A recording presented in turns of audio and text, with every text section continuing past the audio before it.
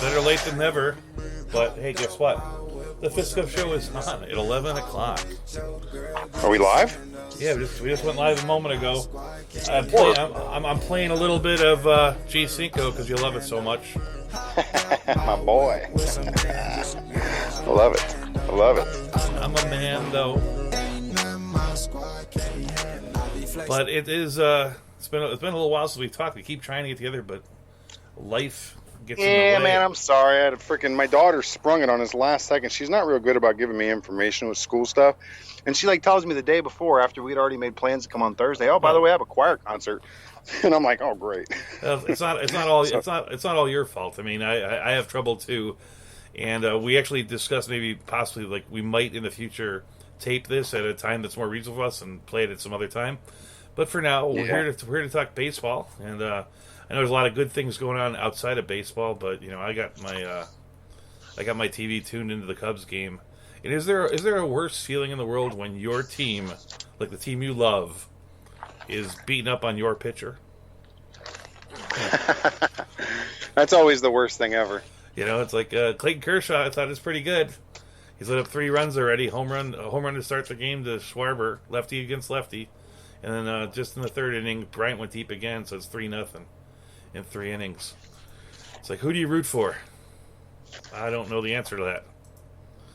It just depends. I mean, it depends on how meaningful the fantasy situation is and how meaningful the game is. I mean, that's what it kind of boils down to for me.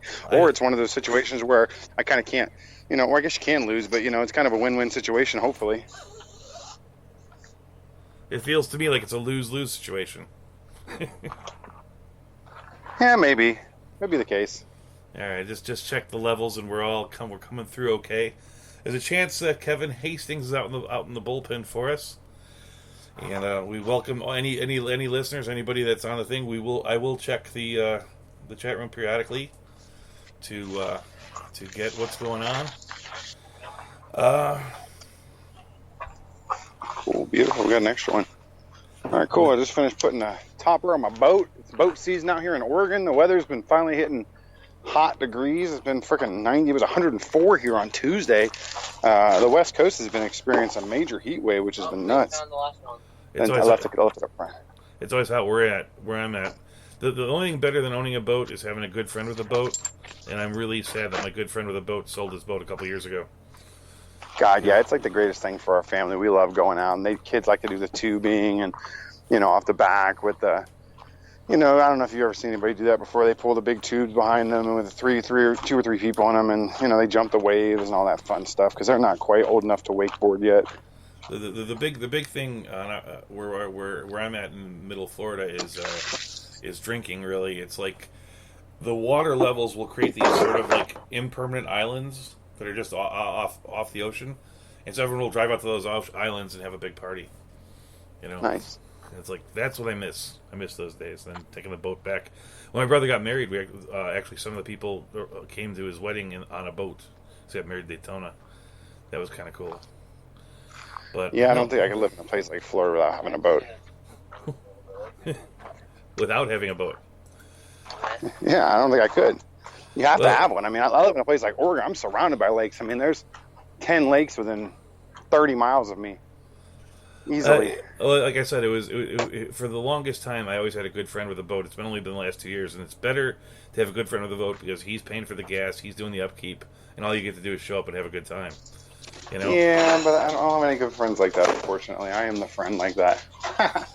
One was a cousin, the other was a friend, but they're both gone now.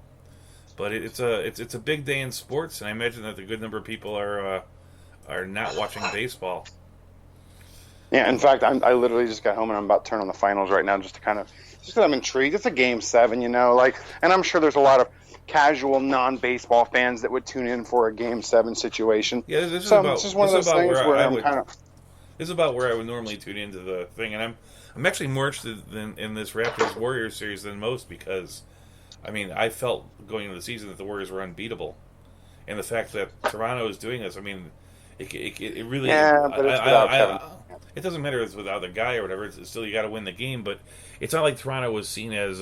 when Kawhi Leonard went to Toronto, it was seen like he could have went to, what was it, like Oklahoma City or Houston or something and been on a really good team. And instead he didn't have a choice. He was traded there. But it's fair. Like, yeah, he didn't have. It wasn't like he signed there in the offseason.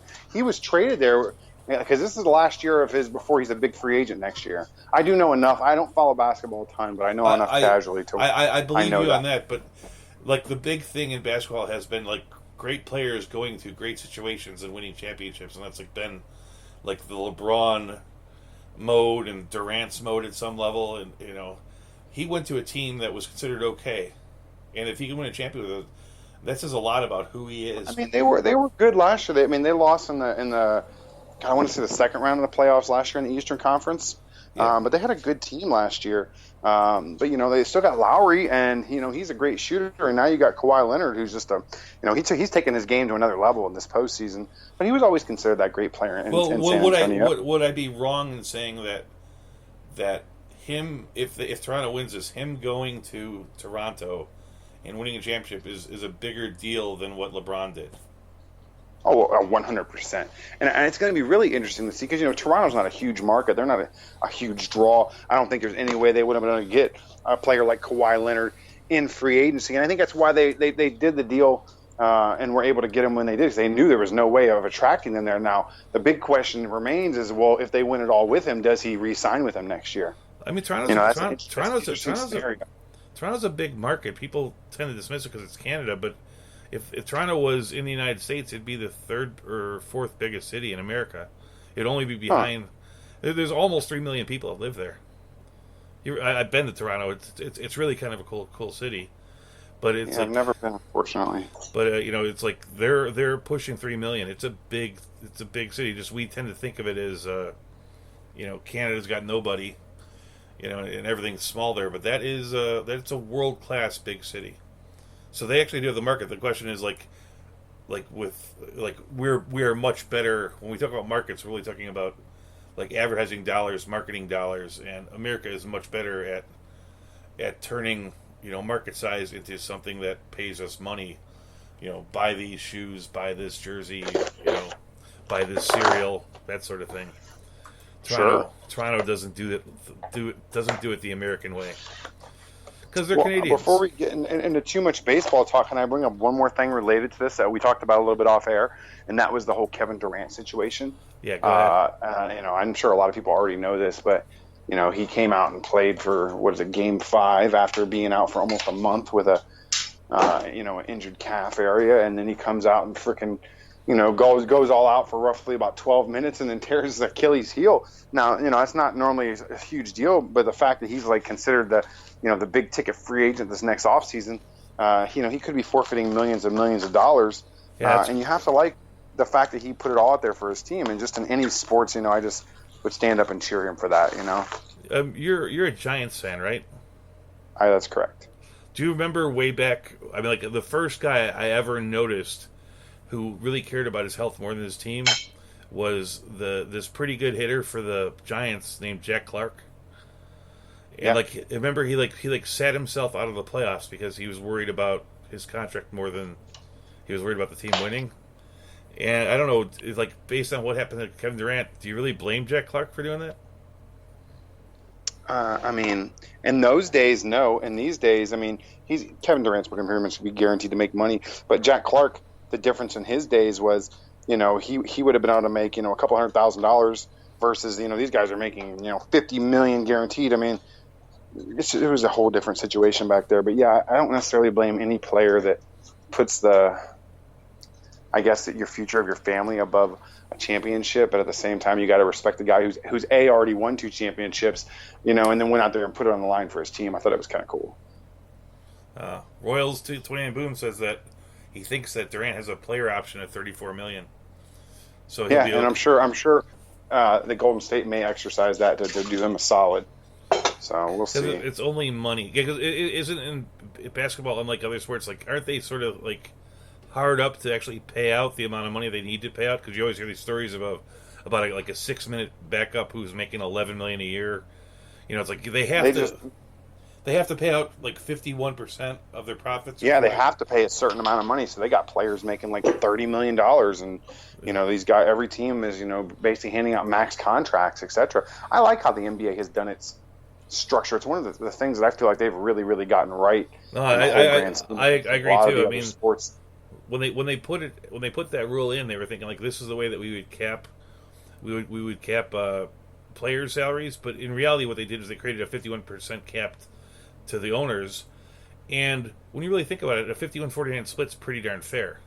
I mean, if they had done 50, if they had done 55-45, we would all be cool with it. But one of the things in baseball is that most of these teams, it's like the split's like 85-15. It's crazy what the difference is and what the owners are killing what the players are making, and the owners aren't the ones that are, I guess essentially responsible for the championship. I guess they're given the green light to spend money, but they're not playing the game. They're not out there drawing fans to the stadium. Like, so for example, I sat in spring training. I had a front row seat for the Giants like 2 years ago. I ended up meeting Bob Costas that day, but sitting with Bob Costas was Larry Baer, who's the CEO of the Giants. Yeah, the and guy all kinds of fans were coming up to him. Yeah, the one who got in trouble. All kinds of fans were coming up to him, getting his autograph, taking pictures with him. And I just didn't really understand I said hi to him and had a casual conversation, but I didn't ask him for an autograph, anything like that. I don't see it as relevant. You're an owner. You're a guy collects money. This is a business for you. You're not a draw for me. You're not a GM that put the team together. You're not a coach who was on the field. You're not even a player. Like you're just a guy who signs paychecks. That's all it is, and collects money off the team. Yeah, I mean, nice 3-pointer tie game. Wow. And it's weird too because I'm very familiar with like the Cubs situation, and like one of those research magazines. I want to say it was Rolling Stone, but it wasn't them. It was a different one.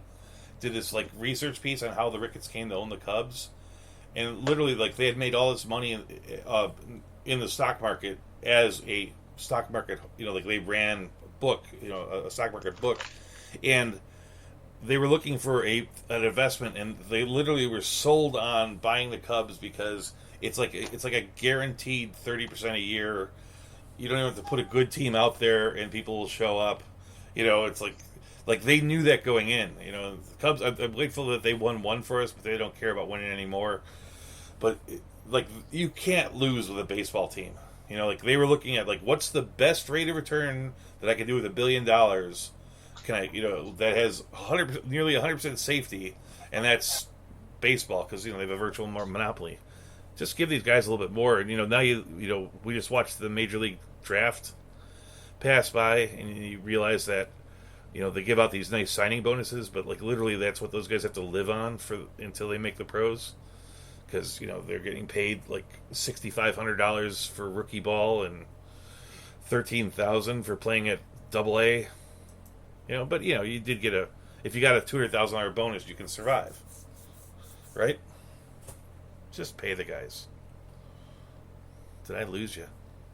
No, I'm still here. I'm sorry. I have a hard time unpausing. My wife came in and she was talking, and I had my phone on pause, and I started talking, not realizing my mic wasn't on. Yeah, I 100. We've talked about. I've harped on this time and time again. Yeah, we'll get off it real quick. It really is. It's such a hard issue just to harp on the owners over and over again about this crap. The reason why it always comes up to me is that it seems like there's a big strain of baseball fans who just loves to really hate the players because they make $3 million and you make $35,000 a year. It's this jealousy hatred thing. The truth is, do they hate Tom Cruise for making $20 million a movie? You know what I mean? Because they're entertainers essentially, and they're getting a cut of the movie. Do they hate Robert Downey Jr. for taking a huge cut of this Avengers movie? And word on the street is he made almost $75 million off of each of the last two Marvel movies. They don't. It's like they take it out on sports athletes for some reason. I don't know what. I don't understand. They're just as much entertainers. You're paying a ticket to go watch them play a game.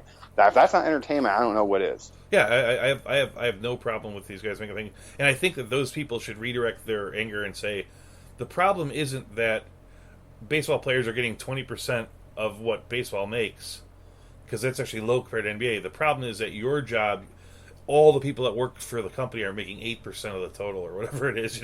It's like you guys should be paid more. It's not that these guys should be paid less, and it's the same set of data. But I don't want to get into this great big thing because I'll talk for hours about the politics of the stuff. I just I feel you on that 100%. Let's take a quick right turn, and because last week I was told that people in